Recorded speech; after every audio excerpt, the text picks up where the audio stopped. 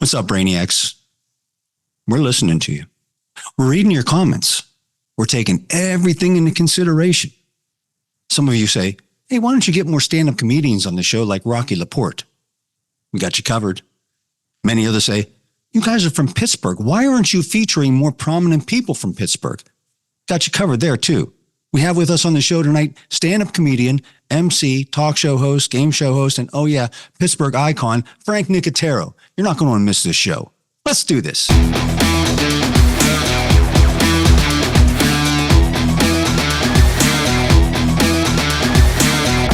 Brains. Welcome to Blabber Brains Show, everybody. Hey, we're back in the studio. What about that, man? It's been a long time, other than our last time we were live in Florida for the Super Bowl. I am Michael Kadrie, and the Joker over there in the hat and glasses is the Big M, Mark Anthony. Hey, let me say this: Pittsburgh's best singer-songwriter. Huh? Let's give him a round of applause. Yes, you were voted by Iron City Rock's Pittsburgh Music Awards the best singer-songwriter in all of Pittsburgh. How about that? Oh, one other thing, and he was inducted to the Pittsburgh Music Awards Hall of Fame. Not to be confused with the Rock and Roll Hall of Fame in Cleveland, but hey, it's just as good, right? It's just as good. They have much better taste in Cleveland. They would never nominate me up there for anything. Well, you're the Pittsburgh version. So, congratulations, man. How does it feel? Awkward. Not the singer-songwriter thing doesn't at all. That I'm very excited and happy about. The Hall of Fame thing to me just seems a bit awkward and ridiculous. I probably should, not because of talent or anything, lack of talent or anything like that, but I shouldn't be in the Pittsburgh Music Hall of Fame next to, what is there, Christina Aguilera, Donnie Iris, the Clarks, Reb Beach, Freddie Nelson. There's well, you rank right up there now. Huh? It doesn't matter what you think. You rank right up there with all of them now. Yeah, and I'm sure there's a lot of people shaking their heads in this sound too, including the Iron City Rocks that had to put me in because it's all voted by people. So it wasn't that they went out and said, okay, we're going to put Mark Anthony in there as the inductee into the Hall of Fame. They had an independent party come in and tally up the votes, and I had more votes than everybody. Well, maybe someone's going to think you just had more money to cash out. I don't know. But look, don't knock it. I would take it for what it is. Be humble about it. And, look, years from now, no one's going to care how you got in there, that you got in there. They're just going to see your name amongst the those that are in there. And, I think it's a great honor and congratulations. But the singer-songwriter thing is probably going to get you some legs as far as bookings and whatnot goes, more attention as far as when you release music. So that's pretty cool too, huh? Yeah, now I kind of have a target on my back. I can't just wing these gigs anymore. People are going to expect more out of me. In fact, it was crazy. I played Saturday night at the Munhall Main Street Tavern in Munhall, PA. Sits up on top of the hill, cool little place. And when I showed up on Saturday night, the owner, Phil was like, Mark, man, I saw you won singer-songwriter, and I saw line today that you won Hall of Fame. Congratulations. And I'm like, I said, I shouldn't be in as far as the Hall of Fame goes and all that. And he's laughing. He said, hey, it's cool. People voted. It's not like there's some sort of favoritism. So before I started playing, he went in a microphone and announced it. And people got wound up, and it was a pretty crazy night. I mean, he ended up paying me more than what I was supposed to get paid because people stuck around. Yeah, but see, there you go. You're going to be able to double your fees now because you're going to be able to use that to say, look, I got to charge more money now. I'm pretty reasonable and, fair to work with. I'm not going to take advantage of that. If there's people there, that's a different story, but it's just amazing. Even before they announced it the week prior, I was at another place, Bar Whistle Brewing in Elizabeth, And I was just telling them, well, this is what I'm up for. And as I went into the songs that are on my EP, it's amazing how people react to your originals in the same place. Some of the same people have already seen you before.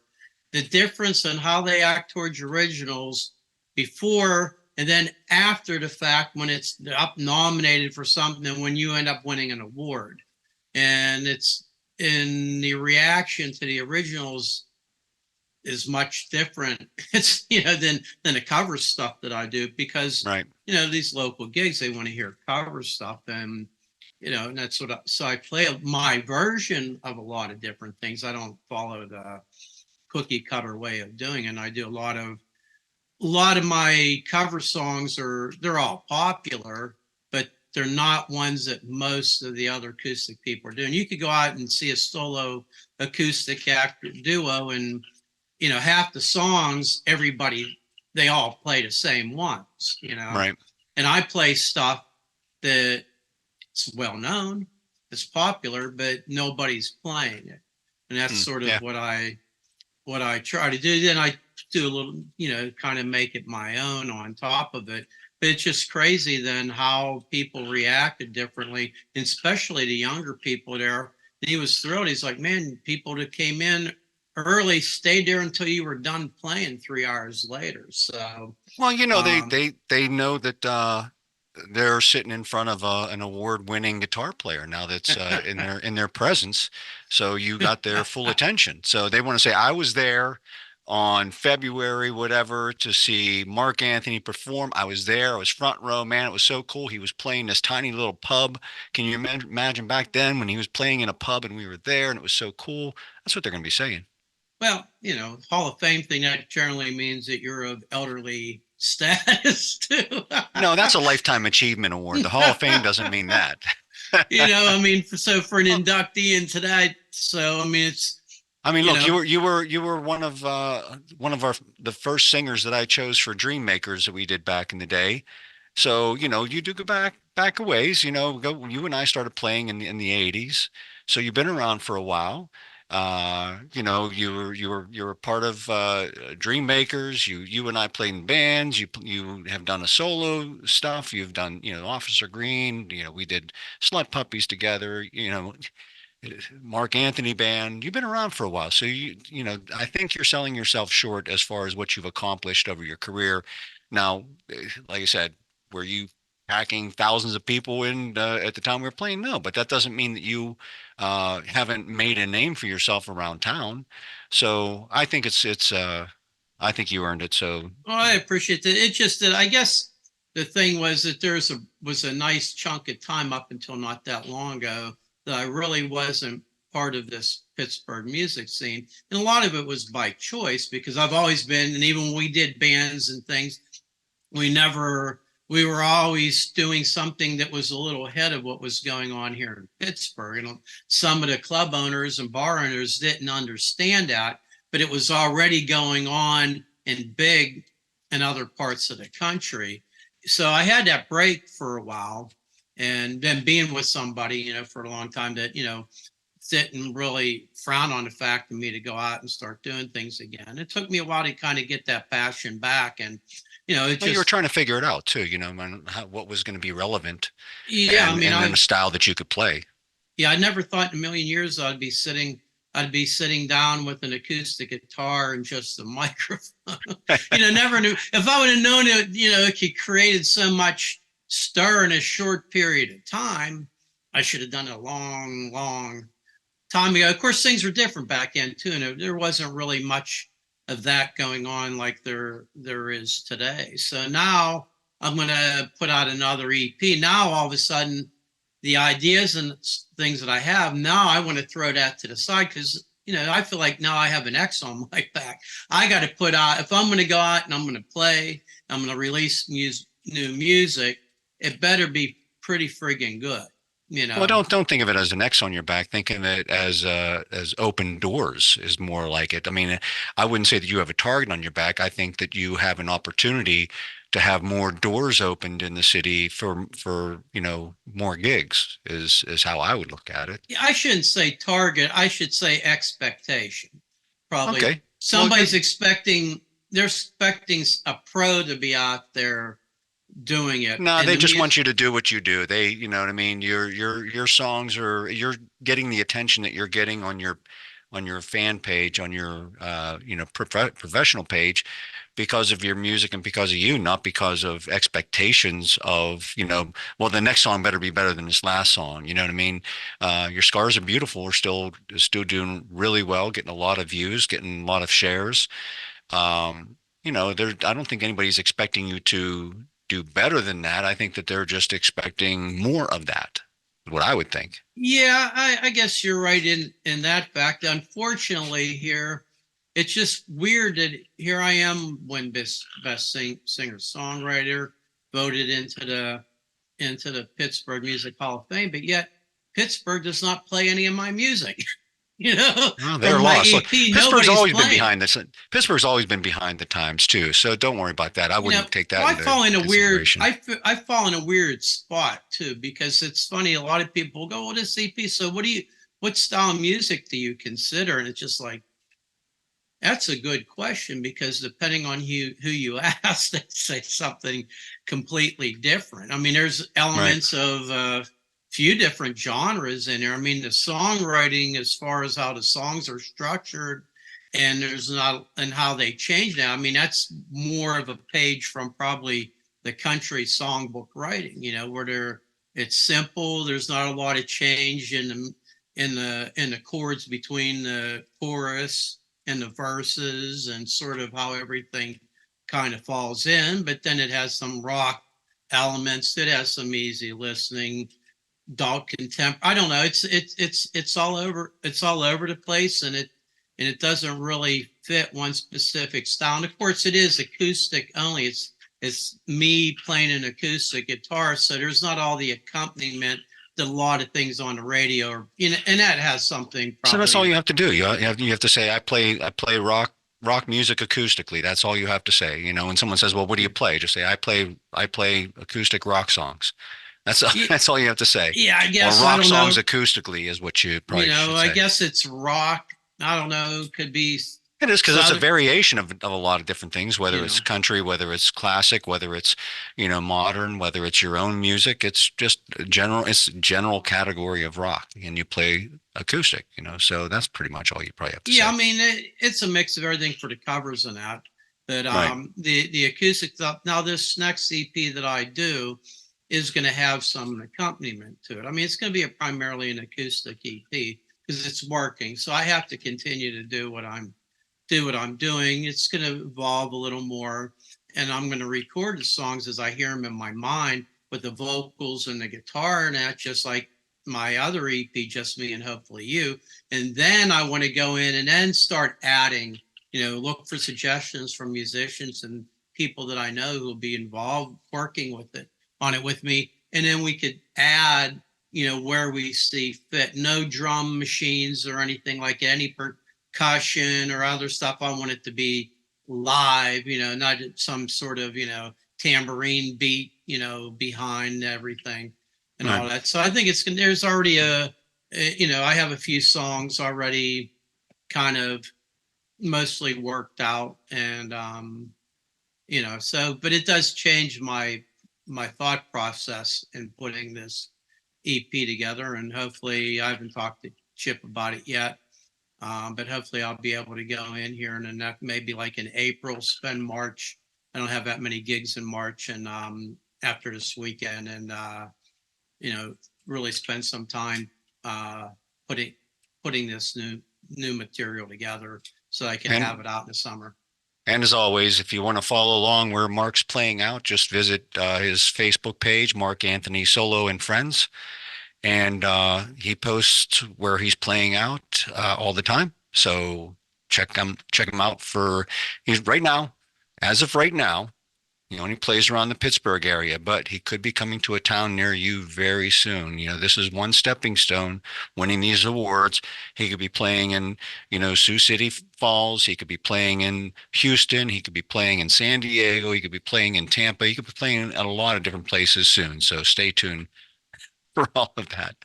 Um, I just wanted to also thank our audience for I know we've taken some time off. Last full show we did, other than our live broadcast from Florida, last full show we did was in November. Um, my in-person interview with John Cooper ended up being our most watched episode to date. You guys flocked to that one, and really appreciate it. Hope you liked that because I think that was a great interview. It was just the circumstances. We tried for a year to get John on the show, and we couldn't get him on this format. They arranged for us to do an in-person thing, so the Big M wasn't able to be there with us as a result. But I still think the interview went really well, and I've gotten a lot of comments on it, Yep. and of course, having it be our number one rated show now, I think you guys liked it as well. So, also in the meantime, the Big M has had another birthday, so you got another year older in there. Um, but now, first, I think the Florida trip went really well. It's too bad we were in a certain circumstance. It was just really weird, where every place we were going, it was very noisy, so you couldn't really have good conversations with people to pull them in and get their opinions on the game, kind of like we did the one time down at Zydeco Brewworks. And now Zydeco's gone from there. They moved to another location. But anyways, it was still a good time. And hope you guys enjoyed the Super Bowl. And you know, we're in a leap year, you know. By the time this episode comes out, we're past leap day. But those of you that uh, complain that you don't have enough time to get your stuff done, now you've got a full extra day in the year to get your stuff done. So there's no excuses. So what are you going to do with your extra day of the year, Mark? Well, I don't know. I guess the extra day for me is going to be tomorrow, being it's the 29th of. Yeah, this episode will come out after that. But so I, that will have already passed. So, but what are your plans for Well, leap day? well, I mean, I'm going to be playing at Bellaterra Vineyards in Hunker, Pennsylvania on the 29th from 6 p.m. to 8 p.m. Never been there before. So, I mean, I've been there before, but not been there to actually play. I've been there a Right. couple times in the summer, outside where they have a lot of, it's beautiful out there. I've never actually seen anybody playing inside. It's a pretty big room. It's almost like a warehouse. It's really nice. They have great food and everything. They even do, if I remember correctly, they're the ones that actually do in the wintertime. They have those big sort of globes Oh yeah. where you could sit in and they come in and wait on you and stuff like that. And you're in this big clear snow globe and you're having dinner outside while it could be snowing or be a half a foot of snow on the ground. And they had those where you could reserve a table. Yeah, it's gonna be chilly tomorrow night, so maybe the people will need that tomorrow night. Well, But it's going to be all in on a Thursday. It's going to be everything's going to be indoors, but I'll okay. be there. It's a cool just 2 hour gig. I love the 2 hour gigs because I could just jam a lot of material in there. Just take a 15-minute break, about an hour in. I usually play a little longer. If people are into it, I might even go on for another half hour, something like that.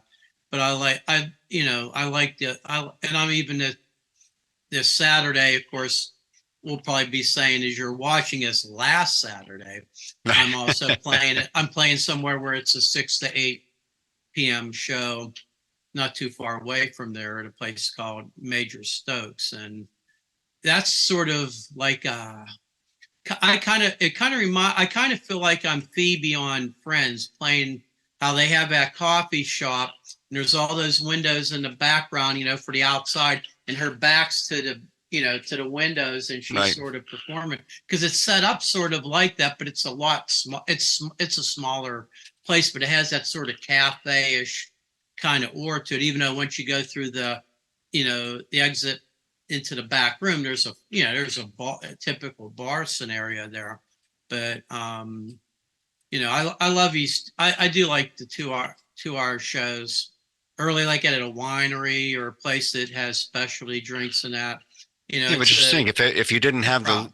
the leap day, you wouldn't have this gig tomorrow. It wouldn't exist. So because Maybe. well, so Maybe they might not have said, "Hey, March 1st." It might have right, been. they said we only want you on February 20. Hey, that's the other thing too. So you got to look at this as a privilege that they asked you to play on their extra day of the year. So feel very privileged about that. Who So knows if they were aware of that or not? But anyhow, right. I'll be there tomorrow on that extra day of the year. Yeah, I'm not sure what I'm going to do other than work. I'll probably find some way to suck up that time in some manner, shape, or form productively because, that's what it's there for, I think, anyways. Maybe I'm making a bigger deal about it. So, to those of you who are born on February 29th, hope you had a happy birthday. Maybe if you're in your 40s, this is only oh, there's that stupid thumb again. What is up with that? I got rid of that stupid thing. It If you're doesn't do it when I do any of that. I See, have no idea, man. Maybe you've only had 6 or 7 birthdays up until this point. So, um, you know, I guess that's what people. I guess people on February 29th, they probably celebrate on the 28th or March 1st. Who knows what they do? Or maybe they just wait every 4 years to have a celebration. I don't know. But I think it'd be odd. I knew some people born on February 29th, so that's just got to be odd to say, well, whoa! I don't have a birthday this year. I just had Um, the line fall down on me. The wind is whipping out here, buddy. See, I don't know. You might have to go inside for our second half of our show with No, I'm Frank just going to leave Nicotero. this down. Let me just move this for a second, Mike. So All my right. dog has been scared to death here. Do, do, I do, can bring him do, back up. do, do, Good, Cooper. do. Come over Okay, there here. we go. Come on. It scared him. Come on, buddy. Well, I don't know if you have anything to boast about. I don't, but I have some other things to talk about. So, do you I have can anything show you. to boast about? Yeah, this actually is an interesting piece of All right, hold on a equipment second. for Wait, you. wait. We got to make it official. We got to cue it up. Blabber Boast. All right, go ahead. What do you got? So anyhow, I've used this for a couple gigs, and I can't use it tomorrow because I got to take a full PA system. It's a large place, but a couple of smaller places I play when I do an intimate acoustic gig. I've always looked for something. I'm always looking for fantastic sound without having to load a bunch of equipment out because I set up my own PA and everything like that. So I bought this thing. It's by Bose.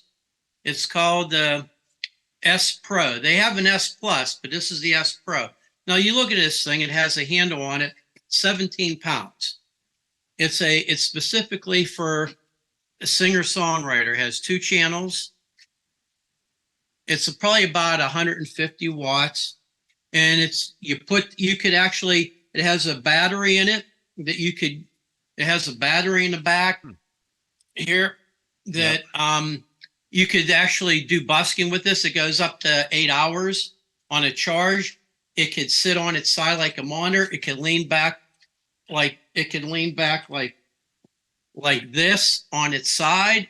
Or you could also put it on a stand, which is what I've used, and put it up, about a foot above everybody's head. And the sound on it comes out from the top and the sides and the back. So you don't need a monitor either. You put it near you, it's set up so that it doesn't feed back, and the sound will hit you, and you don't even need a monitor for it. And the crazy thing, if you look at it, let's see if I put up here. When I first had it and I'm playing, I'm like, what's this thing's all loose? So I looked into it, and what it is if you're performing with somebody else and you got 2 channels working. So if you want to hear more of the other channel as hitting Oh, it's you like a like a balance. monitor, you move That's this. crazy. And it's insane. Now, this isn't a cheap piece of equipment. I mean, it's small. Right. And, Well, what's that going to set someone back if they want to buy about that? $500, $499 right now. If you go out and buy, usually, I think it's usually $100 more. And the thing Go ahead. And the thing is, I'm thinking about doing is buying a second one of these, and I could use them as powered speakers and use my little E06 4-channel board that I use with a full 2400 watt PA like I'm using for tomorrow. And I could take and I could play a lot of in between and small outside shows that, maybe hold 100 or 150 people. And I could actually then use these as powered speakers and actually use an Elisa's little digital board to make it even better. And then I could take these out and you put them on a stand. It's just such an easy, it's an easy setup. Oh, and you could also, so you could daisy chain these together too. And it also has an extra channel for Bluetooth. So if you're taking a break and you're using your own music to play in the background before you're playing or during break or when you're done, it's got Bluetooth capability and has an extra channel specifically. Well, I was going to suggest for people to get two anyways, because if you have two, in between gigs or songs or something like that while you're playing, you can work out with them. You got the handle on the top. I mean, I know it's only 17 pounds, but you got the two of them is 34 pounds. It's not, I mean, it's nothing. I mean, right. You still get a decent workout there if you just do some curls with them. I think, you can, it's a twofer, you know what I mean? You can use it to broadcast your music and you can get a good workout, build your biceps. I think it's a fabulous idea. Actually, it'd be like those kettle things, Yeah, whatever they are. it's the same thing. But it's crazy. There's one other thing though. If you move this on its side, you use it, you set it up like if you're busking or you're playing a little place and you're putting it like this or on its side, it will actually adjust, it knows how it's positioned, whether it's on the pole, whether it's on its side leaning back like this or leaning like this as a monitor, and it will actually adjust itself and then to work specifically for that angle or setting. It's wild. And it's amazing how when you do that, you could take it off. I could put this way, sit up, put it on its side, and the sound improves and it sounds like everything's been adjusted specifically for that position of it. The technology, something like this, can you imagine years ago having something like this to go do little gigs off of? I mean, there's ones that's a Pro Plus that has a couple more channels. You got duos gotten playing with these at small places, and like I do, I run. You see me play, Mike. I use a little, for my. I'm running Martin guitars, so I'm running some good guitars through this too. I have a little pedal thing there. It's a preamp to fine tune things, and I have a little vocal processor. And then adding that in and running through here, it's like, the sound quality was amazing on Saturday night, and it takes me 20 minutes and I'm set up. All right. Well, there you leave it to Bose. So, all right, that's a shortened segment because a couple of things I want to talk about, and we are going to be welcoming in Frank Nicotero very soon. So let's end the segment. Blabber Boast. All right, I don't know, maybe this didn't qualify. Maybe we ought to have a separate segment called Blabber Booze or something. I don't know. But the first couple things I want to talk about is, there's Coop. What's up, Coop? Those blinds falling. I'm kind of scared. Oh, he's a rock star though. Hey, you go back over, buddy. We got these Raising Caine chicken fingers popping up all over the city here, right? There's one that just opened down the street from me. I haven't been in there. Yeah. And there's one opening up by my house too. There's one opened up, not too far from here. And my daughter was raving about it. Up at Penn State, said, "Hey, they're fabulous chicken. She likes it better than Chick-fil-A." So everybody's raving about it. Whenever they first open up, they got cars around the building just to try it out and stuff. So I wanted to go there today and see what all the fuss was about, and got some Raising Caine.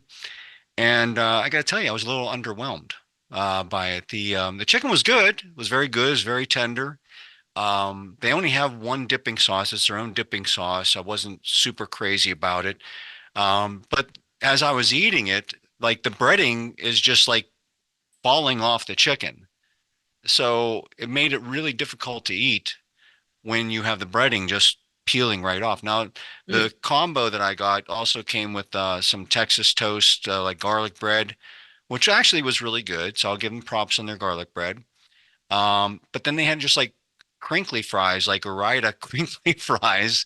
Okay. And some people swear they love them, but to me, it just tasted like you took some Ore-Ida frozen French fries and put them in the oven and pulled them out. I wouldn't, I like Chick-fil-A better. I like their potato wedges. I happen to like their chicken a little bit better.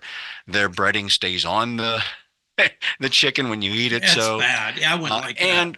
And it wasn't exactly cheap. I mean, you get three-piece meal, which was the three-piece of chicken, the Texas toast and French fries and a drink was like $10.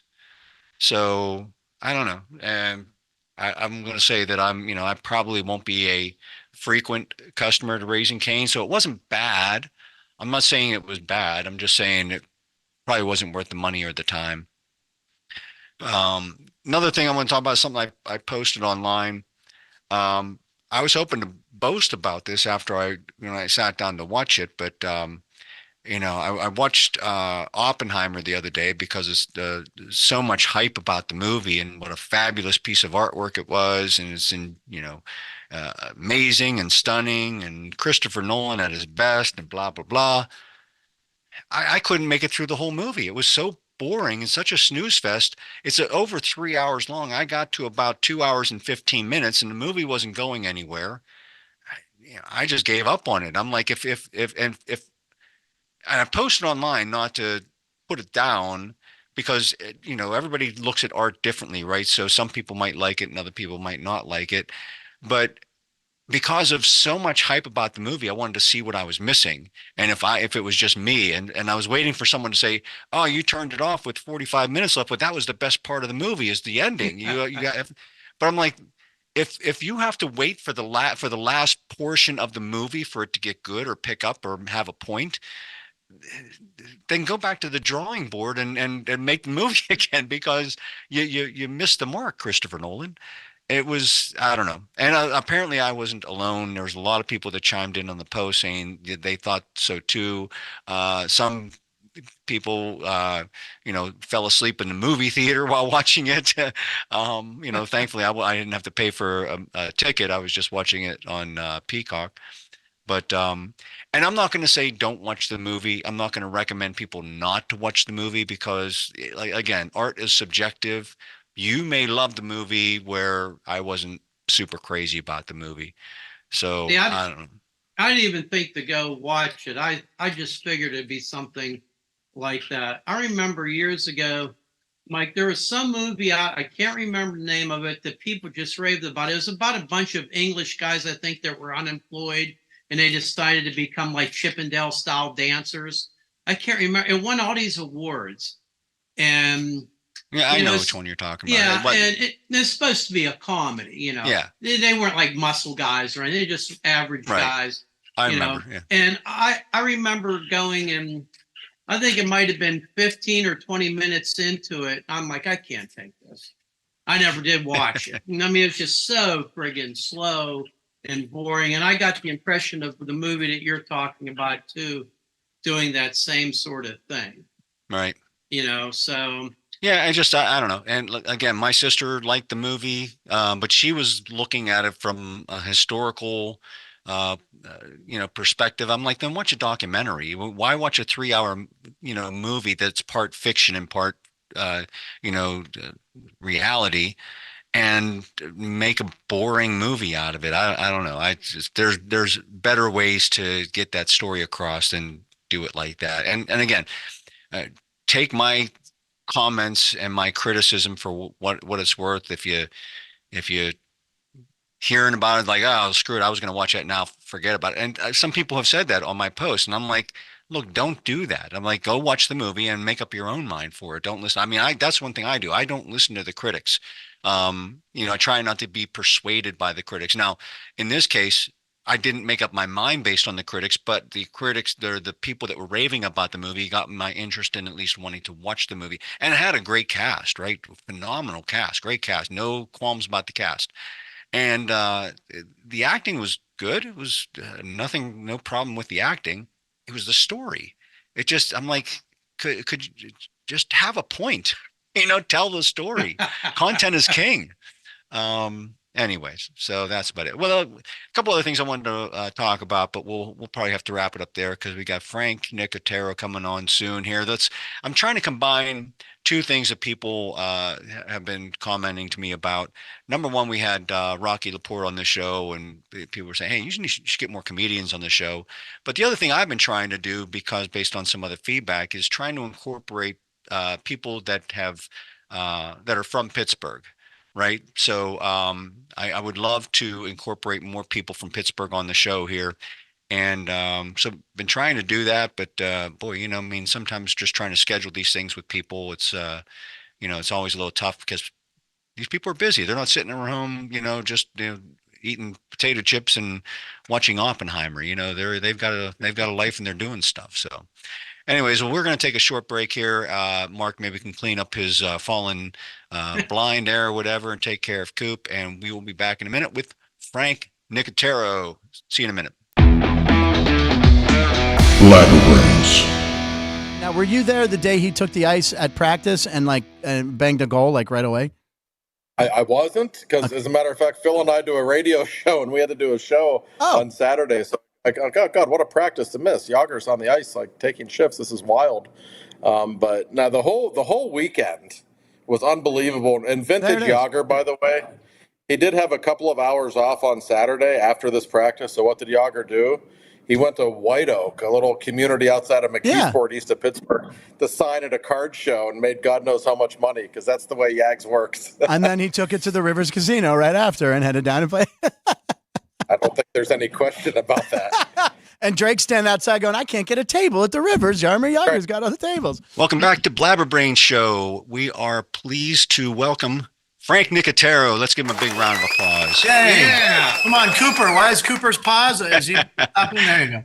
Well, we have Now our studio on, so they're going nuts here. So, I'm sure. Anyway, Frank, stand-up comedian and host of Punchline with Frank Nicotero, and you might have seen him also on Street Smarts back in the day. And he's Pittsburgh homegrown, but newly transplanted to Las Vegas. So, welcome to the show, Frank. Yeah, thanks for having me, guys. Look, I know it took a while for us to coordinate this and get it together. I appreciate it, and I'm always flattered to hear when someone mentions in the intro Street Smarts, because it was 6 glorious years.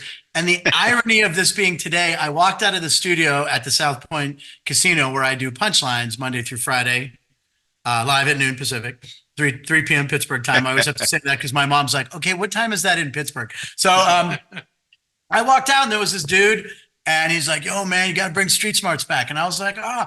So he goes, we used to get so baked to that show back in the day. I'm like, I've heard that quite often from college kids. And this dude was, he was so nice. And I told him, I said, we did a reboot. We did a reboot with Warner Brothers about 4 years ago. So it was me on the streets again with the same old Mike Cube doing Street Smarts. And then they had the studio portion hosted by Jeff Foxworthy in Atlanta, and they did wraparounds, and I never even saw the pilot. So Warner Brothers was all excited to take it out, and then COVID happened. So COVID happened, and as we're coming out of COVID, a show about a guy traveling around the country speaking to strangers. Yeah, not going to work. Proximity with no mask. So they still have it. They say they're still going to try it again. It would be a real trip to do it again. I mean, even just doing it again in 2019, so 13 or 14 years after I had last done it. And we were up at Universal City Walk, which is right outside Universal Studios where all the shops are. And a woman walks by and saw the poster and the logo. She goes, I was on that show. And I turned, she goes, and that was the guy. And I was like, what? We had ran into her in Santa Monica 15 years earlier. So, the show lives on in YouTube. On YouTube, there's Warner Brothers has put out a bunch of the episodes. And it was a blast doing it. So anytime anyone ever talks about them watching it or watching it in the hospital, or, Wayne Brady had me on his show because when he was up nursing his baby, he's like, you're all I watched. He goes, you're great. So come on my show. And it's always nice to hear people say they enjoyed it. And a lot of nowadays it's people telling me in college when they were a kid, or they would watch it after getting home from grade school. I'm like, geez, it's nice to hear. Well, I remember, I think the first place I saw you was opening up at the Funny Bone in Pittsburgh. But then it was weird because probably a few years after that, I was, I always stay. I'm a night owl, right?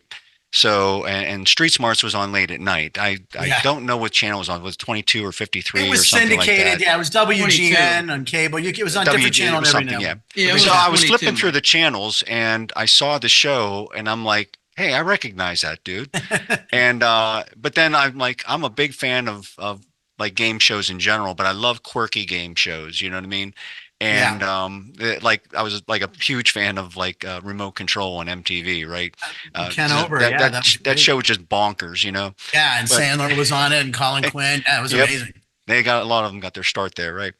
But the format of the show was just so much fun. And yeah, it was like addictive, like almost instantly, like right after the first episode. I'm like, I got to keep watching the show. You know, that's nice to hear. And it just got better and better as we learned how to do it. But I mean, we went to all these, the first year, it was like, you know, I was hired to help write and produce the pilot because I'd worked with Scott St. John over at Game Show Network on a different show. So when we needed test footage, they're like, we're going to send you out with a camera, you know, and so I would do this test footage and they're like, hey, you're really good. We're going to have you be one of the guys we think. And I'm like, okay, great. So they were bringing everybody in town. Every comedian actor was coming in to host. So one day, a bunch of people didn't show up, but the execs from Warner Brothers were there. They're like, Frank, jump in and host, show them how the show works. Well, I had written the script. So I get up and I nail it. And they loved it. They're like, wow, he was great. And I'm like, well, I wrote it. So afterwards, they're like, well, they want to see you again. So they kept wanting to see me. And then they said, well, we're going to make you the field guy. You're going to be in the field, but not the studio. Then we kept going. And then finally, December, right before Christmas break, Scott St. John called me and he's like, look, you're doing everything. So the show's yours. I was like, oh my God. And, you know, it was like I was in the right place at the right time and grabbed the ball when it was passing me. And then I remember we were going out for our first day of filming in January of 2000, I guess. And he goes, look, first month of shooting is going to make or break the show. So if it doesn't work, it's your fault and don't screw it up. You know, it was like, what? Well, we went out immediately and just started. Oh my God. But we, you know, then we went to New York and Miami and St. Louis. We went to Chicago and we were right in Times Square. Then we went to Vegas for 3 weeks at a time. And, you know, after the first year of the show, they're like, oh, people aren't going to want to be on the show season 2 because they know they're going to look stupid or silly. I said, I think the opposite, because when you're in Minnesota at the state fair in the middle of July and people see taping of Street Smarts, people don't care. They would just want to be on TV. I know I'm going to miss some of these. I know I'm going to look dumb. But as soon as we started filming, man, we never had a problem finding people. So it was a lot of fun to do, and maybe knock on wood, someday we do something like that again. But the new game show I'm doing now is similar. And the new season of that comes out March 13th called Wait, What Happened? Wait, what happened? That's the poster. Yeah. And it was Hearst Media. My manager called and goes, look, there's a game show. They're looking for someone funny on the streets, and the pilot shoots in Pittsburgh. And I went, okay, if I don't get this, I'm quitting showbiz. It's like made for you, right? I'm like, what? So we went in there and it's you can hear my dogs barking. So it's Hearst owns, you know, tons of news stations in Pittsburgh. They own WTAE, and that's where the show is aired. And I've done a lot of promotions with them. So it's little news stories that you see at the end, like those crazy stories, like where a donkey ends up in the back of a cop car. So we ask people these questions. It's multiple choice. They can win up to $200. So it's similar to Street Smarts. It's not quite, but the new season comes out that we filmed in Cincinnati and Kentucky on March 13th, and then the New Orleans episodes too. So it's like Street Smarts, but it's not Street, but it's close, and it's a lot of. So, and again, are you doing? Is this something that's in studio and on the streets? No, are you doing both? It's all on the street. Okay. Yeah, it's on an app called Very Local, which is owned by Hearst. And by the way, it's in like 10, 12 cities where you can then watch your local Hearst news. So I can watch like TAE News, and there's tons of programming all based in Pittsburgh. There's 2 guys that do, they go to all the restaurants. There's a lot of Pittsburgh stuff on the Pittsburgh channel. And we just so happen to shoot the first batch of episodes in Pittsburgh, but it's a free app, Very Local. It's owned by Hearst, so it's really well done. And March 13th is new episodes of that. So we'll put up a link for people to download the app. Please, that'd be great. Yeah, that's pretty awesome. Yeah, I'm there you go, Pittsburgh. I'm you know, count me in on the group of people that would love to see Street Smarts come back. I think did you write the questions for that as well, since you were just on the pilot? I helped put everything together. But you know, the way it was, every person we interviewed got a script, was like 34 questions. Everyone we interviewed, well, we needed 3 matches per show, right? So we did 170 a season. So you know, we'd get someone in one town, another town on the same script. There were 33 questions, 34. And they broke down to like 5 current events, 5 maybe sports, 5 nursery rhymes, 5 general knowledge things. So everybody we would find that was a grade A personality, because we had recruiters would go up to a group of people and kind of go for the loudest person, like who would be good on TV. Right. Ask them some test questions. Then if they missed enough out of 10, pass them on to our senior recruiter who would then give them another quiz and say, all right, you're on the show. And then they'd have to sign up and they'd get ready. And, sometimes we'd be backed up. It'd be like, oh, you're nervous? Go have a shot. And sometimes they'd come back like, I'm ready to go. In Vegas and New Orleans, that happened a lot. But Right. So every script, people would miss some. So say there was like 33 questions and we had photos at the end and cards where they had to pronounce the word. Everybody's probably going to miss. No matter how smart you are, you're probably going to miss 5 or 6, right? We wanted like 20 right, 14 wrong, 17 right, 17 wrong, somewhere around there. But sometimes if it was like a really great personality or like a really attractive guy or girl and they only missed 6, we'd show one of their wrong answers first. So you're like, oh, they're not, but then they'd get a lot right. So there was like a method to the madness. Right. So it was like a lab of writers and producers back in LA that were writing all the questions while we were out filming, and we'd get sent the cards. And now it's so much easier to do. I think it was the genius of the writing that the questions would be asked so that it's something that people absolutely could know, because they're not very difficult questions, Right. but they're questions that, would, if they don't know it, their answer would be pretty funny. You know what I mean? The only thing the producers told him was like, look, you can't say, I don't know.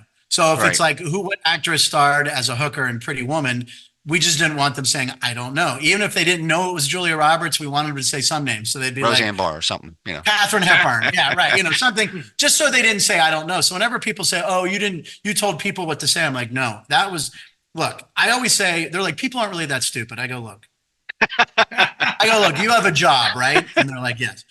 Is there somebody at work that every day you go, oh my God, I can't believe they're working? That's the people that we kind of found. And again, though, when you're on the middle of the street and then all of a sudden there's a guy with a microphone like me and we have lights. And as we would start to film, all of a sudden we were shooting on Bourbon Street or, Navy Pier in Chicago, people would gather around. So now this is a person who woke up that day and didn't know they were going to be on a national television show. They're just walking down the street. Right. Sudden, you got me, a camera, producer, and you got strangers watching. You're going to freeze. You're going to freeze on some stuff. It's going to happen. Yep. Interesting. So, well, we another job I think you've had in multiple places is actually where we have kind of a connection. And I've reached out to you before, I think years ago with this, but my dad was a contestant on Monopoly Millionaires Club. And you were the warm-up act. I was. That was for that. right here in Vegas with another Pittsburgh guy, Billy Gardell was hosting. Yeah. And ironically enough, produced by Scott St. John, the same guy who hired me for Street Smart. So I would do warm-up. I would do I did America's Got Talent for years, and the X Factor with Simon Cowell. So Simon Cowell really liked me, which was cool. But the most recent one I've done, and the last one I've really done, Press Your Luck with Elizabeth Banks, which is still running on ABC. Yeah. Although this past season shot in March. So I was like, okay, this is like a really lucrative week for me. Can't wait. And I got COVID for the first time. I didn't get man. the whole time. So I couldn't do it. I'm like, oh man. So I didn't get to do it. And I grew up a fan of that show, so I was bummed. But Scott St. John calls me. He's like, look, I know you're not doing that much warm up anymore, but look, he goes, we're going to be in Vegas. I go, I'm there. Before he even told me, I'm like, wait, we're shooting in Vegas, so I'm coming. He goes, it's Monopoly Millionaires Club. It's with Billy Gardell. I'm like, okay.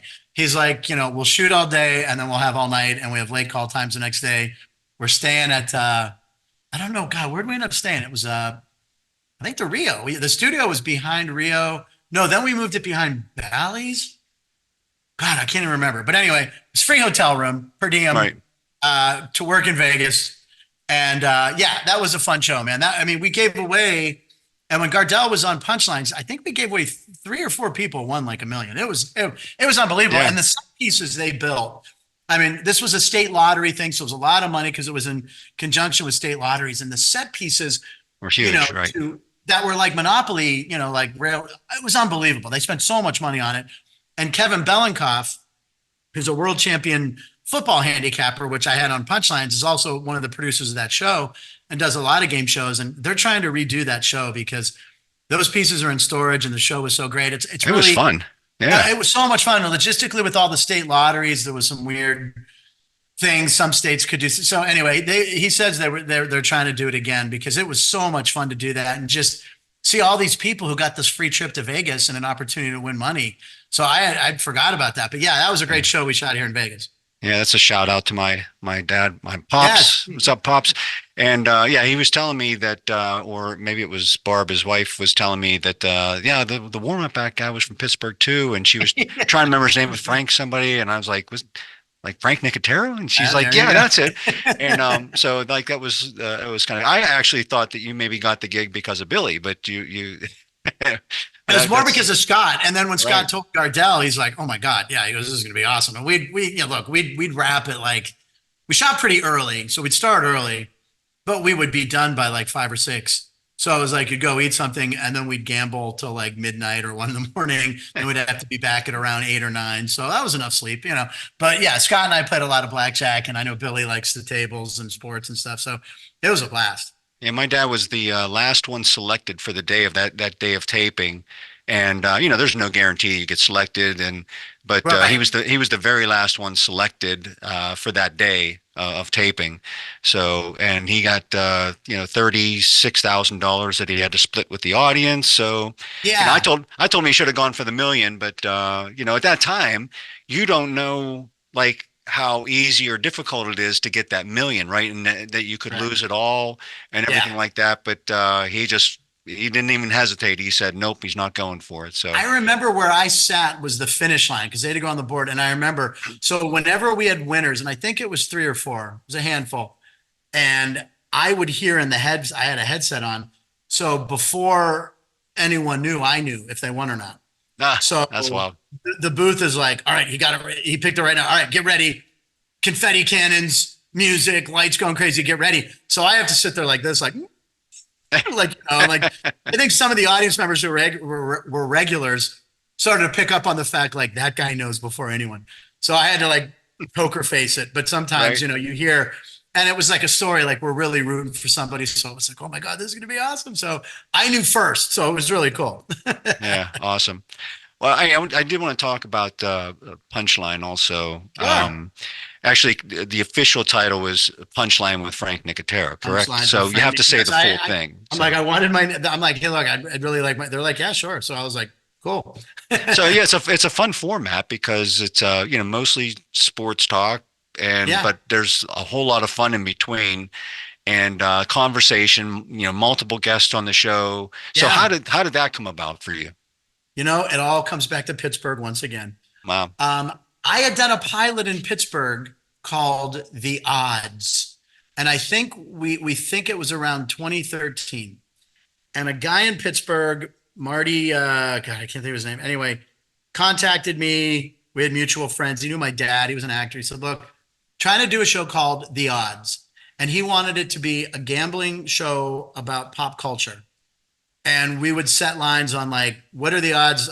Give us a line of how long Brad Pitt and Angelina Jolie will still be married, or I can't remember what was going on in 2013. So he called me and I came in to host it, and we had some experts, some people around Pittsburgh. One was on TV, then we had one was a math guy who helped come up with the line. So it was a panel of us, and the show was. I mean, this is before gambling was really widely accepted. Nowadays, the show actually probably would be easier to sell and would be easier to look up with the internet and everything with Right. all the gambling lines. So anyway, one of the guys that was hired was Marty's friend Chris Andrews. Chris Andrews is from Churchill, and he's in the Gambling Hall of Fame in Las Vegas. He's the Wow. sportsbook director at South Point, and he started in Vegas at the Riviera, where if you've seen the movie Casino, Joe Pesci's character Nicky Spilatro, it's based on Nicky's mind. He would come, his crew came in there, Ace Rosti. So Chris knew all these guys. We're talking. He wrote a book, by the way. Wow. Chris Andrews has a couple of books on Amazon. Then One Day, and it talks about his life starting in Pittsburgh, hustling numbers with his uncle in Vegas and Reno and Vegas. Nice. So I'm in LA and my phone rings and it pops up Chris Andrews. So I had his number in my phone. This is a guy I haven't talked to in 11 years. Chris Andrews. I'm like, I know he runs the sports book at South Point because we follow each other on Twitter. And so I answer the phone. He goes, look, he goes, we had VSiN. VSiN was this gambling network that Brent Musburger was a part, and they did their show from the studio right in the sports book. Said, look, they left. They went down to the Circa downtown Fremont Street. We got a TV studio. It's empty. They gave me a week to put together a show. He goes, we got one up and running called Sports by the Book, which is the analytical one, but I want like a sports entertainment fun show. Think you might be the guy. I was like, all right. He's like, we're going to fly up. Jumped on a Southwest flight, couple days later, came up, went into the studio, did an audition with Vinny Maliulo, who's one of the guys that helps run the sports book. And that was a Friday, and then called me on a Saturday, said, can you start Monday? So I was like, oh God. Wow. So all of a sudden, and I had just been moving. I put my stuff in storage in LA because we were leaving the townhouse, my girlfriend and I didn't know where we were going to go next. So I'm like, all right, Vegas. So it was like, holy crap. So all of a sudden I'm like, you're going to put me up in the hotel? And he goes, we'll see how the first week goes and we'll go from there. And the first week went really well. And he goes, let's keep it going. So I started calling in favors. So I had like Sean Sal. I had done a gambling podcast during COVID with this guy, Wayne Allen Root, who's like a Vegas tout, the legendary sports guy. So I knew Sean Salisbury, who was from ESPN and played in the NFL with the Vikings and, went to USC. Right. So I called him in. Then I called Denny Nagel, who I've known since his rookie year in Pittsburgh. We were old drinking buddies back in the day down at Station Square. He would come to the Funny Bone. So Nagel came on, and then I was calling in celebrity friends. So I had Gardell come on the show, all these comedians. So we book, I try to get a comedian a show or an entertainer, and then someone who knows about sports book and can handicap. And we do this hour show live Monday through Friday. Tomorrow we have Lunel. If you look up Lunel, she's a heavyset black woman. She's in her 60s. She's been in like Eddie Murphy, a couple Eddie Murphy movies. She was in Coming to America 2. She was in Dolomite. She's been in a million things. She's was supposed to be on today, but she had something to do with Dave Chappelle. So she's going to be on tomorrow, and she has a residency at the Jimmy Kimmel Comedy Club once or twice a month. Where I'll be playing May 17th and 18th, by the way, 3 shows. So I get a lot of Butch Bradley has a residency at the LA Comedy Club, which is in the Strat. So I have him on. Chris Newberg, a friend of mine from LA, is at the Laugh Factory at the Trop this week. So anytime I see these comedians, Bob Zaney's playing Brad Garrett's, and Bob Zaney's a comedy legend. I'll have him in. And I dangle the carrot of a free buffet. And if you can give comedians free food on the road and a free buffet at that, they're in. So they come down. And then we'll have handicappers or former athletes, and we do this show, and it's loose, and we have a live comment room where I'm constantly checking in with the people who are live commenting and make them part of the show, and it's been a blast. So tonight, after we're done here, my girlfriend and I are running to Target. Very exciting for a Wednesday night. We're gonna come back and have dinner, and then I'll just start looking. We post a lot of videos. Like last night, there was that game-winning shot in Cleveland, so we want to talk about that and the odds, what the line was and the payouts, and Nevada beat Colorado State on the last second shot, or Joey Votto remains unsigned by the Cincinnati Reds. He didn't get a contract. This guy's with the Reds for like 20 years, and he's just doing these sad videos of him in a car wash going, "This isn't spring training. Please sign me." Yesterday, Joey Votto does a video of him he goes, "I'm not putting a shopping cart back in the cart gathering thing until someone signs me." So we're following his exploit. So it's like, every day we have some running jokes. I won a bet yesterday with our producer, Ryan. I predicted Shohei Ohtani would hit a homer in his first spring training game, and he did in his third at-bat. So it wiped clean the debt I had accrued. I gave up for Lent saying Pittsburgh on the show because I said Pittsburgh. So I said, every time I say Pittsburgh, it's a $5 penalty. I was up to $70. Kind of like a swear jar, right? What's that? Yeah, exactly. Kind of like a swear jar. He has a dry erase board, and the tote was up to $70. So I said it 14 times. So the bet was wipe my if he hits a home run, wipe it clean, and Ohtani hit a home run, so I'm back to zero. So today, the opening show, I'm like, "What's up, Pittsburgh? I don't care." And then at the end of Lent, we're going to take that money and either go out drinking or put it on a futures bet. I was like, well, we should put it on the Pirates win total over under, which I think in Vegas, it's like 75 or 73. I think it's low. And always go under. What was that? You'd take the always under? go under. Absolutely. Yeah, always go under. I mean, I don't know who's going to throw the ball past Keller, and if they can get Contreras back with some velocity, and they got Marco. I mean, their arms are there. How well they'll do, I don't know. But I think O'Neal Cruz, it's all about O'Neal Cruz at the top. But look, I have the baseball package. I watch like every Pirate game. So, Steelers and Pirates, I bleed. I'm a Penguins fan. I don't watch a ton of hockey because I didn't play hockey as a kid. It was like that gear was expensive, but we all played wiffle ball and threw a Nerf. But I didn't get into hockey till Lemieux, and I don't really watch many Penguin games till the playoffs. And I'm a self-admitted bandwagon guy, Right. I did go see the Penguins when they were here, when they played Las Vegas. It was my first game at a Knights game, which was fantastic. And I lost that bet. The Pens were up 2-0 in the third, started talking trash, and then they lose 3-2. The show is a blast. And, please, it's South Point Studios YouTube page. And we're every day noon to 1. Subscribe and help us with the number. And if you say you're from Pittsburgh and you saw me on the show, you'll get a special shout out. Trust me. Awesome. Yeah, we'll put a link up to the Yes, show. please. And yeah, I hear that you said you're having one of our friends of the show, and our former guest on the show, Rocky Laporte. Yeah. So Rocky's a great dude. I have him on our calendar. I think in mid-March he's here. I think it's when Denny Nagel's actually flying out. He's an empty nester now, right? He lives in Colorado. He's like, Frank, he goes, just tell him to give me a room and comp some meals. He goes, I'll come out and host a show with you. I'm like, okay. So he came out in like November, and he brought Greg Vaughn in, and Greg Vaughn hit 50 homers for the Padres, and then played with Nagel with the Reds. And then we interviewed via video. We had Tom Glavine. I'm like, we have a Hall of Fame baseball player here. Nice. So he's coming back in studio March 12th through the 15th. And he's already got Sean Casey lined up, another Pittsburgh guy, Upper St. Clair, which is South Hills. I'm North Allegheny, so he's a rival. But Sean Casey's already committed to the show. He's got Smoltz and Chipper Jones probably booked. He's friends with Jonathan Silverman from Weekend at Bernie's. They go way back. Right. He's do the show. So when Nagel's there, it's right when spring training is really in high gear. So we're going to talk a lot of baseball, and who knows, we'll show up. So, but I think that's the same week Rocky's in town, and Denny knows Rocky because I recommended him. Denny will be in Colorado, and there's a couple clubs, and he'll go, all right, me and my girl want to go see a show. There's this guy in town or this guy. I'm like, go see that guy. And once it was Rocky Laporte, and I set him up with passes, and he got to meet Rocky afterwards. And so he loves Rocky. So yeah, I can't wait to see Rocky, and he's going to come in the studio. And yes, I will hook him up with the buffet. Awesome. He'll appreciate that.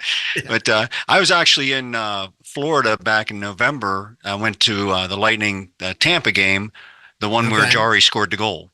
So I was at that game. That was a big news story. I got the video on my phone because, and I'm probably one of the only ones, because who's going to record that, right?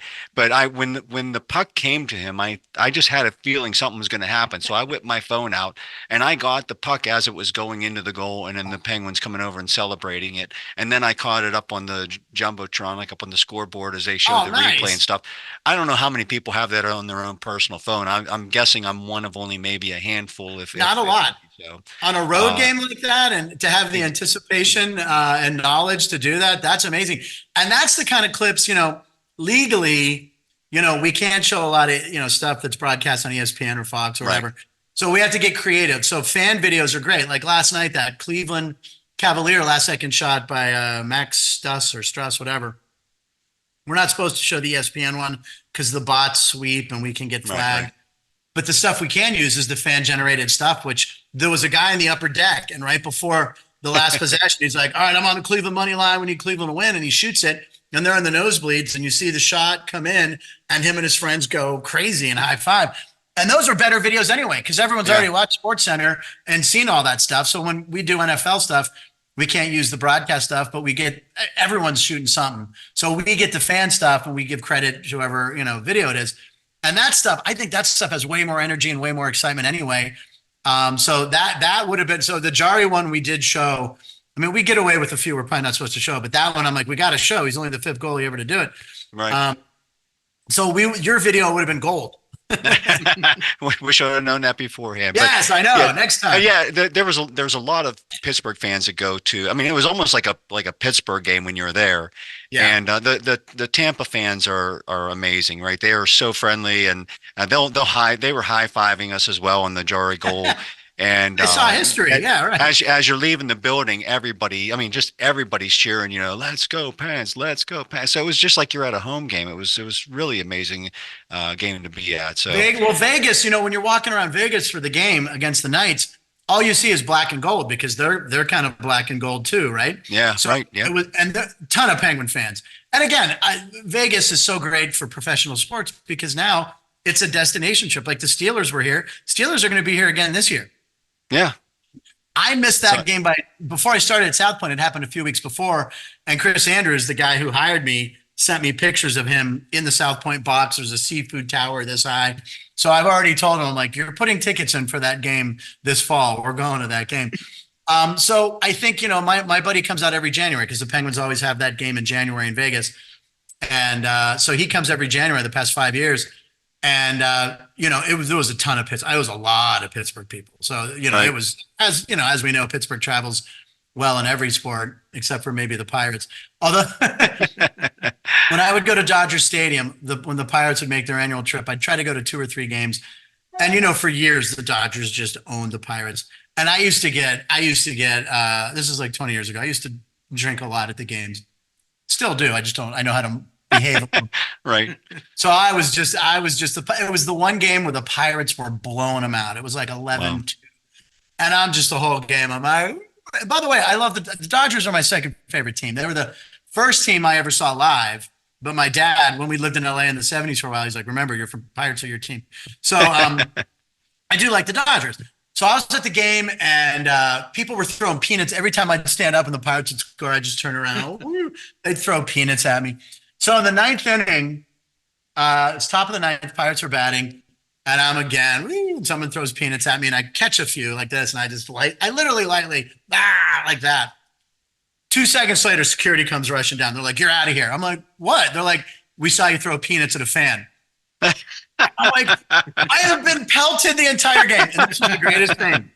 So the one guy who probably hated me more than anybody about 4 rows back stands up and goes, listen, I hate that guy more than anybody here, but that's unfair. He's been getting stuff thrown at him the whole time. He lightly tossed it back. Don't kick him out. So now the guards are confused. They're looking at each other. I go, it's okay. I'm out of here. And I stood up and walked out. And then Voluntarily. being thrown at me. I'm like, woo. And the guy was laughing and I high-fived him. It was all in good fun. But the fact that he came to my aid at the one moment I needed, Right. But it didn't matter. I was like, at this point, it's 11-2. Let's beat the rush. And we got out of it. But that's great. It was a blast. I try to, anytime Pittsburgh's in town, I'm going to go. So I'm excited to go see I was at Allegiant for press day for the Super Bowl, but I haven't seen a football game there yet. And it's really cool inside.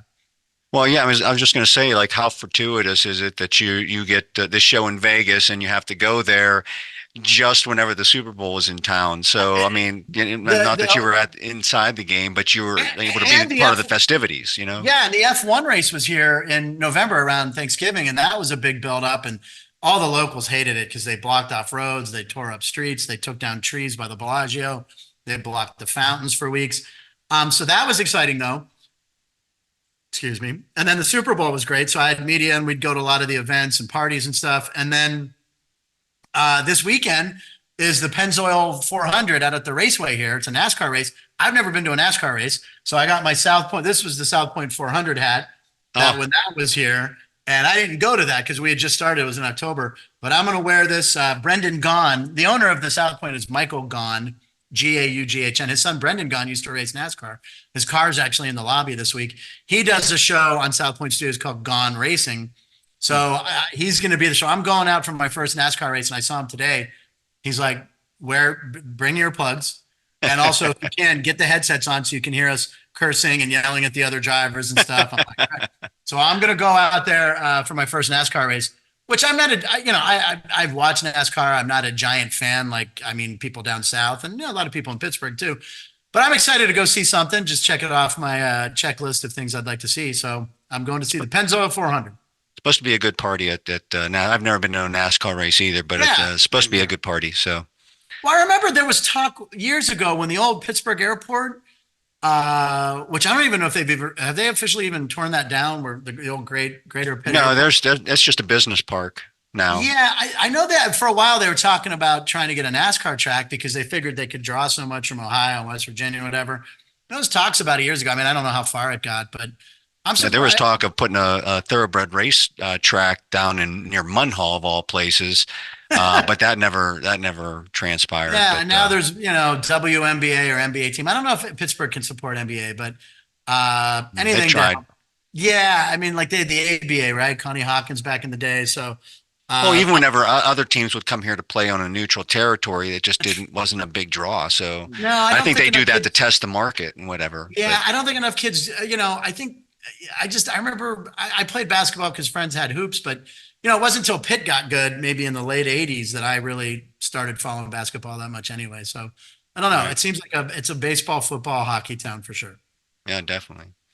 So, switching gears, I know you're still doing a lot of stand up as well, and do Do you find it more difficult today because of how sensitive everybody is to do material, or do you just do you not care and you just go out and be who you want to be anyways? Every podcast or anything, any appearance I do, that's a popular thing. And it's, I ask comedians the same thing when they're on punchlines.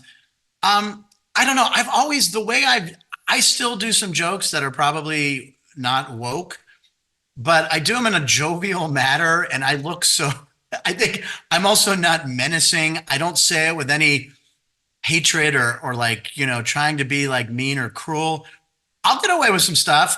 And I haven't had any problems. Now, I've been doing stand up in LA for the past 25 years. Never had any problems. I've seen problems arise. And, I had Chris Newberg on the show yesterday, and he talked about the proliferation of a lot of clips that go viral and that are on social media are comics getting heckled and therefore then doing some crowd work and whatever. So now he feels when he's on the road a lot more, and I haven't done the road a lot in a long time, that people now feel like they are supposed to do that. They are supposed to be part of the show to create those clips to help the comics. There's some comics who don't mind it. I don't mind when people find the right spot, but I also invite it a lot. Like, hey, who's done that? I invite a lot of crowd interaction. Right. So I'm the kind of comic who can't be mad if someone yells something out because I've kind of set that stage early on and it's kind of a rowdier show, so I don't mind. If they get out of line, I go, hey, but I just worked with a comic here at the Laugh Factory and someone was talking and he just stops the show. Hey, you're ruining the show for everybody else. Stop. And by the way, everybody else might not be in agreement with him. So it's weird. There's always a really weird, the principle. It's a weird feeling if it's not done right. And this guy's been around forever and kicked the people out. I very rarely ever had to kick people out. I might go, hey, let me get you a drink. Stop. We're all having fun. Pick your spots. Don't do it during a setup. If you're going to do something, I might even cue you. It's dependent. Every comic's different. I try to do a lot of audience participation, and I cue the crowd. Hey, who's done this? Billy Elmer is a legendary comic from Pittsburgh. Mm-hmm. Yeah. And Billy is who I opened for a lot when I started. It was Cran and Elmer. But Billy is the master at working a room, and I learned from him. And, one of the biggest compliments, we were doing a bar out in Monongahela. I was working with Elmer, and I opened for him. And then I went back 2 years later and headlined the show, and I got done, and the owner came over. He goes, man, have you gotten better? I was like, oh, thanks. He goes, did you were here with Billy? He goes, you were funny. But he goes, you're different. He goes, you're like what Billy does. And I said, well, I learned by studying and how he'll get one person and involve them in the show and refer to stuff in the area or signs you might see driving in and incorporate, some improvised stuff. So people feel like, wow, he really knows our stuff. I just learned so many little tricks from Billy, and I took that as a big compliment. So every comic's different. A lot of guys who write joke, punchline, set up punchline, so they don't want people messing with their rhythm. And that was this guy who, this is Craig Shoemaker, who's a comedian who's been around forever. He doesn't like it because he has jokes written out. He doesn't deviate from the way they are. Whereas I kind of go up with the premise, and it might be a little different each time where I have payoffs and punchlines. So even if someone yells something out, I talk rather fast a lot, if you haven't gathered that. So there's not a lot of space for people to jump in with me anyway. So right. I think people, as far as, there's taboo subjects. Yeah, people are more sensitive, but, I haven't seen too much of it. I do see it online when I see clips. So, Well, I think depending on it all depends on the comedian also, right? Yeah. There's like you said, the ones who have the jokes written and they just have the routine. I also don't think that they invite that crowd interaction. Like Rocky, I've seen him live before, seen him on TV. There's not a whole lot of people yelling things out to him. You got Brian Regan, you got Nate Bargatze, these type of people, their style of comedy doesn't leave you to want to jump in and say something. Exactly, but right. You got like Matt Rife or Andrew Schultz, that's their whole show. Their whole show is talking to the audience and incorporating the audience. So you use the two names, yeah, exactly. Those two names right there, the two, yeah. Yeah, they're to me, they're almost like modern day Don Rickles. You know what I mean? They really don't shy away from any subject. They don't shy away from any. Andrew Schultz will with people laughing, insult them right to their face. I'm more of a fan of him than Rife. I think Schultz at least has. I've never seen Matt Rife really do material. It just always seems, he's playing off how cute he is and girls bringing him stuff, whatever. Right. But Schultz is really funny, and He's hysterical. But again, like myself too, he's doing it in a jovial way. He's not being mean. So Right, I think, exactly. you know what I mean? Like, you're never like thinking, oh my God, he's really making a black joke or an Asian joke or a Mexican joke, which I do the same. He's just having fun with stereotypes. But isn't that what Don Rickles did? Don Rickles was just having fun with people. He wasn't being mean to people. No. He was just having fun at their expense. And I think that's what Andrew Schultz does. He's great. Really well. I'm a fan of him. He's great.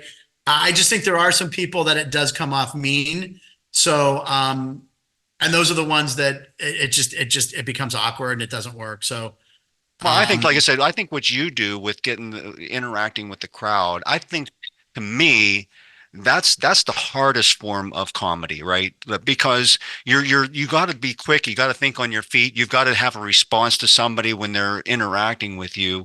I mean, Howie Mandel used to be the master at that as well. Howie's great, man. I mean, I worked on AGT with Howie for years, and we'd have lunch together a lot and talk. And he's a really calm guy. He's always fun. By the way, he's the dirtiest comic. He's not that dirty on stage, but just sitting and having lunch, he's filthy. Seinfeld's the same way. Seinfeld will use the F word and be filthy, but Howie's great, and Howie is one of the quickest minds. And there's times on AGT where I've slipped him some jokes. And he's used them, and he thanks me, and whether or not it makes the air, it doesn't. But anyway, he's great, and that's the kind of stuff I live for too, is creating that. And when you have a line ready for something, that's what keeps me alive. Because if I had to do the same set every time, I mean, I do a lot of the same stuff, but there's never a certain order, and I'm always looking to bring the crowd in, and because it keeps me interested. Because otherwise, there's some guys that do the same jokes for years and years and years, and I don't know how they do it without going crazy, because unless it's tweaked or modified or adapted for each town or each city or each crowd, I'd go nuts. So I still love doing it. I mean, I've done, it takes a while to break into, I'm starting over, after being in LA and being a regular at the Laugh Factory and the Comedy Magic Club and the Improv. I'm starting over where I know guys that recommend me, but there's a lot of comics here, and there's a lot of comics that want to travel to work here. But now that I'm in town, it's been beneficial. And, doing these first 3 headlining shows at Kimmel's Club in May, I'm very excited because I hear the room's amazing, which I haven't checked out yet.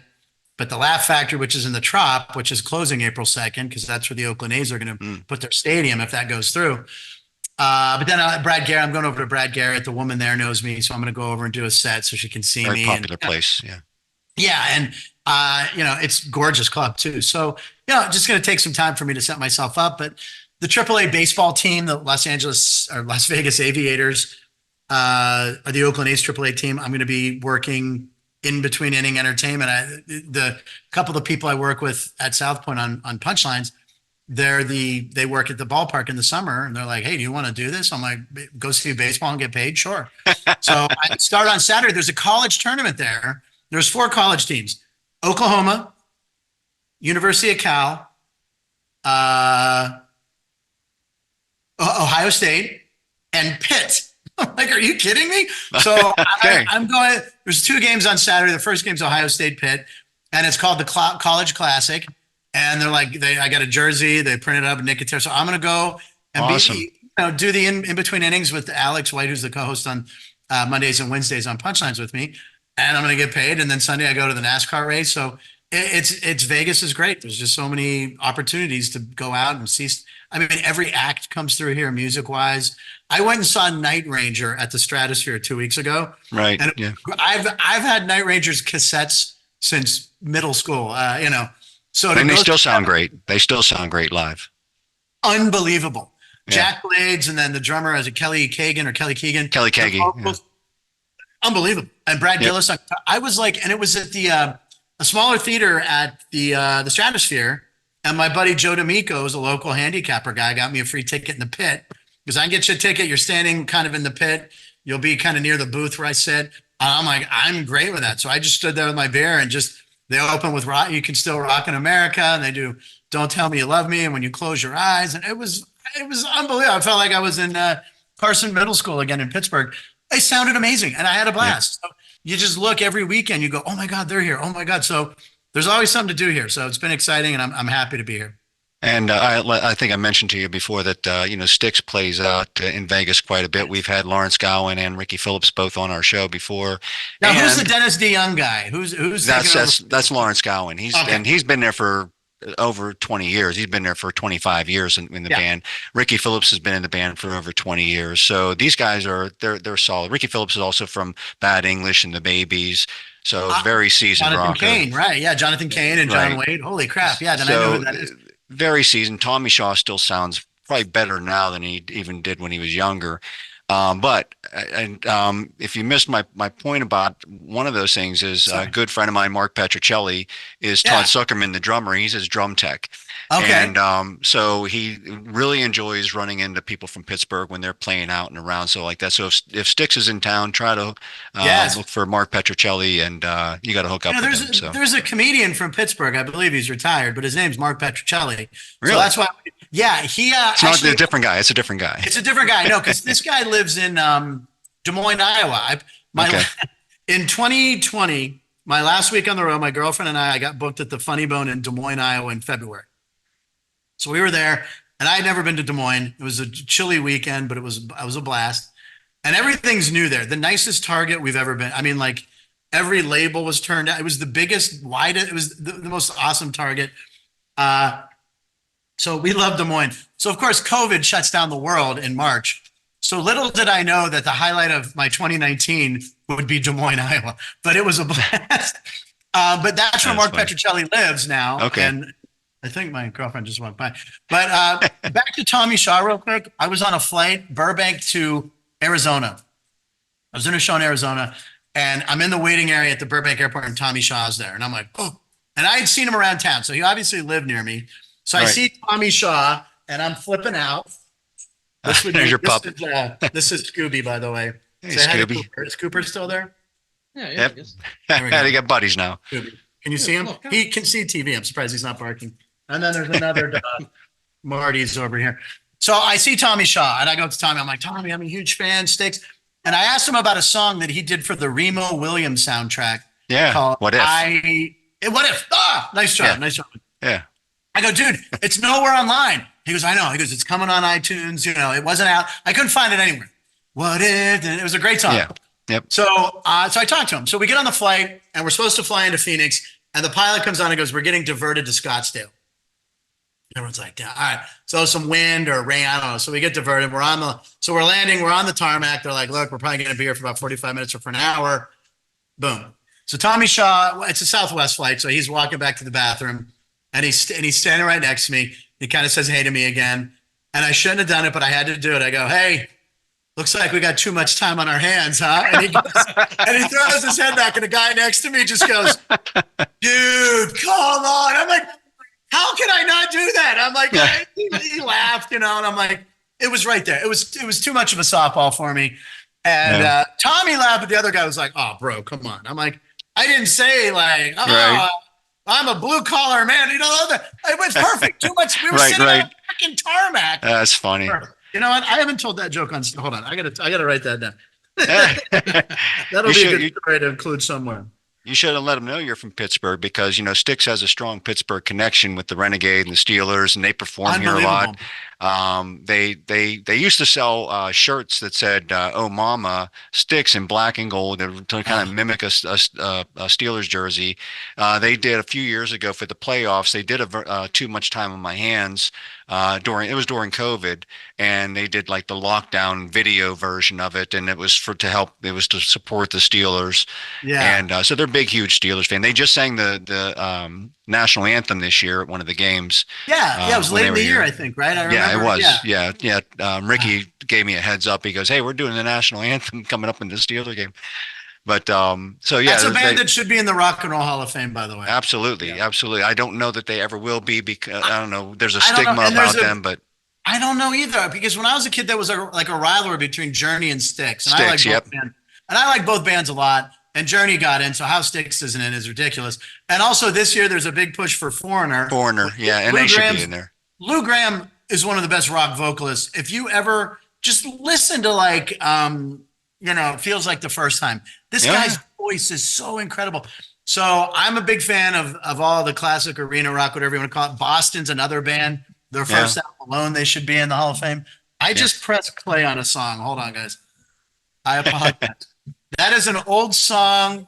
I can't even hear. Oh, there it is. I can. Oh, sorry. It's called You Got Me Humming by the Hassles, which was Billy Joel's first group. So it was on Billy Joel's My Lives box set I had open. So I apologize. Anyway. So, well, first of all, Mark, you got anything on your mind you want to toss in there? Or you're kind of quiet over there. Hey, I'm just listening on an interview. It's already at the end. There's really nothing for me to say.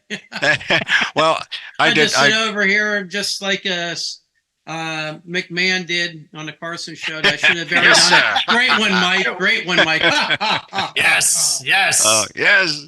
Hey, but I want you do a lot of things, right? So you do stand-up comedy, you host a talk show, you warm up acts, for game shows and whatnot. You host game shows.